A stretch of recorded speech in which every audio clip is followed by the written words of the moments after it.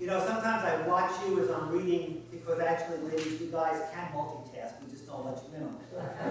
And I notice sometimes you look at what you read in front of you may not be exactly what I'm saying. Sometimes without my realizing it, I go from the New Revised Standard Translation, which we use in the churches today. Sometimes every once in a while I'll slip into King James without even realizing it. It's just something I've always done. So you get the gist, even if my eyes and my mouth aren't always in sync. We have a couple of photographers in the parish, as you know. Michael Graham, Sharon, who's teaching Sunday school at the moment. And they take the pictures that you guys like, unlike myself, who takes pictures usually not with my camera aimed at you, but usually I'm shooting from the hip, so that I want to get faces and I want to get people in the act of whatever they're doing. Which is why so many of the times the pictures that you see on the board or on the website are you eating. You know, I've been yelled at why you always have your food in my mouth. So Campo records what's being done. If I could have sent Michael or Sharon into the congregation, into the crowds in the village of Jericho, and told them, just shoot faces. I want to get pictures of faces of this incident that I just read to you. You would have seen faces of great joy and shame and hostility, embarrassment, anger, and wonder. We're told Jesus is heading into the city of Jerusalem. This is the events that are now going to lead to his arrest, his execution on the cross, and his resurrection. He's on the road, and he has to pass through the little town of Jericho. Jericho's a suburb, okay?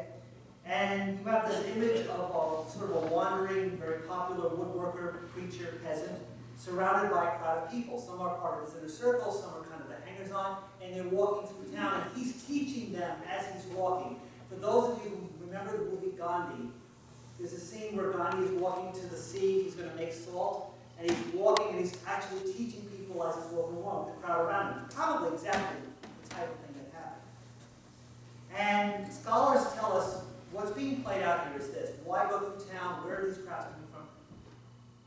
In Jewish law, and just like in the Episcopal Church or the Roman Catholic Church, there are laws and there are laws, okay? But in Jewish law, if you are a male, if you're a young man, you're over the age of 12, and you lived within a certain distance of Jerusalem, it was expected for you to go to Jerusalem for Passover. If you were a woman over the age of 14, you were invited to go, you didn't have to go. But men were supposed to go. Age of 12, what we today probably would refer to as the bar mitzvah at that point. The question is, and the distance was measured in cubits back then, but of course it was about 15 miles. If you live within 15 miles of Jerusalem, excuse me, you were expected to go for Passover. But like I said, there are laws and there are laws. If all the guys get up and go to temple in Jerusalem, who's going to do all the work? And don't say the word, all right? And I know it's coming. But I'm saying the work that the guys have to do, the farming, taking care of the family, all that kind of stuff. Not everyone could go every year. It's just not practical. So what would happen is that as people were passing through town, all the people who weren't going to go would kind of say to these pilgrims on their way heading up, up Mount Zion, they're going up to Jerusalem, would say, look, as you pass through, when you get there, pray for me. When you get to the temple, say a prayer for me. If they had run into me, if I was in the crowd, obviously as they're passing through today, I'm saying, look, when you get up there, light a candle for the Mets. I'm going to do that, okay? It's that kind of thing that they would do. So you would see this crowd lining the streets, and there would be people there very interested in seeing who is this very popular Galilean peasant preacher. Who is this guy? And they would have been very curious to see who he is. Jericho was also very famous for another reason, and that is because of where it was in relation to Jerusalem. It's only a couple of miles away. We never get how big the temple in Jerusalem is. We have no conception. All we have is this tiny little fragment, which is huge, which we call today the Roman Wall, okay? And in high school, they make you take geometry and calculus and trig so that you can extrapolate from certain images what the area would have been, just to kind of give it a sense of how big this place was. This is what I was told, right? Forget Yankee Stadium. You can't, there's nothing going on. But Yankee Stadium, I didn't know, I didn't mean it in that sense. It holds, yes, it holds about 50,000. Think Rose Bowl.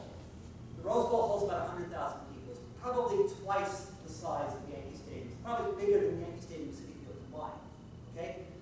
was taught that the temple in Jerusalem was 2.5 rose bowls.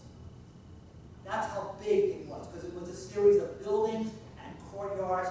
It was huge. It was a city within a city. And the temple staff was approximately 20,000 priests. Now, you take all the numbers from the ancient world with a grain of salt, okay? But even so, thousands of priests, absolutely, on rotating shifts. So, what do you do if you're not on duty? You go home. And most of the priests, when they weren't on duty, would go to the suburbs. Does that sound familiar? And Jericho was one of those suburbs. So Jericho was known for the fact that it had a high number of the priests who worked in the temple in Jerusalem living there with their families. Those faces also would have been in the crowd. And they would have been not only curious, but probably somewhat suspicious and hostile. Because who's coming? This is a very popular preacher who's saying things about your relationship to God that has nothing to do with the ritual of the temple.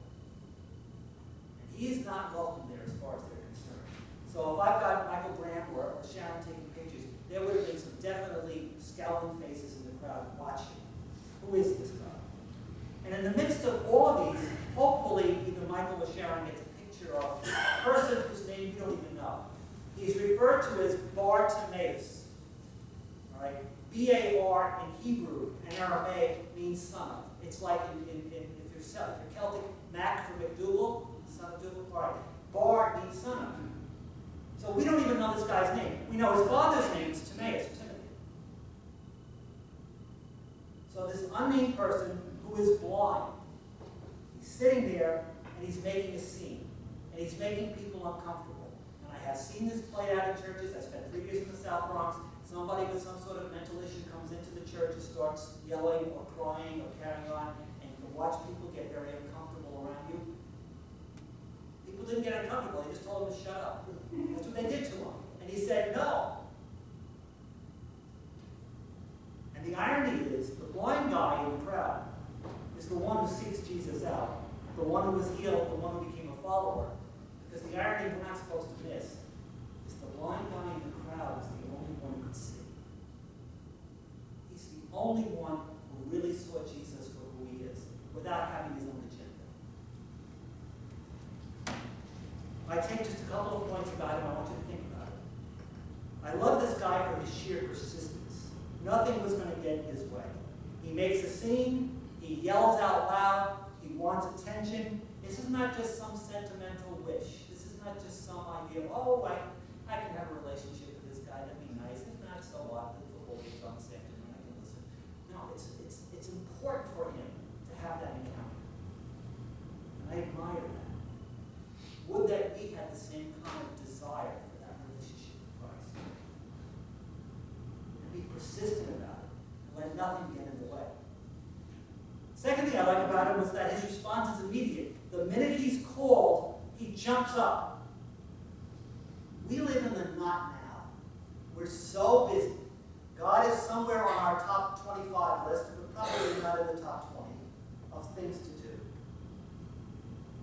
Would that we had this desire to really have that relationship with Christ and make it a part of my life now. And I always take St. Augustine as my hero, not because he was a great scholar and teacher, but because, for those of you who know church history, Augustine lived this most degenerate life as a young man. I mean, he lived with his girlfriend for a while, he fathered a child, and Augustine in his confession says there was a prayer, because he was also arrogant, it was a prayer he used to pray. And he used to pray, Lord, please make me pure and chaste, but not now. And take that attitude and kind of put it in our lives. We don't have the right to make fun of him. Because there's so much that we want to do that we think is so important. Where we say to God, nah, I'll get to it. Third thing is he knew what he wanted. He wanted his sight. In your relationship with Christ, do you know what you want? Why are you here? What do you pray for? What gives meaning to your life? Why is being here so important? Why do you feel sorry for those who cannot be or will be? It's not just a matter of feeling, it's a matter of purpose. I love the fact that he takes off his clothes, which is probably the only thing you don't, and he just kind of chucks it. And it gives you the image of speed. He's doing this fast. But also, it's almost like a symbol. Whatever my old life was, I'm getting rid of it.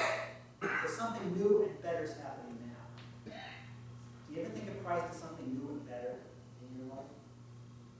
And then the final thing, his understanding of who Jesus is was very inadequate. He calls him Son of David, which was a political title to the Messiah, something that Jesus never referred to himself as, because it had so much political baggage attached to it.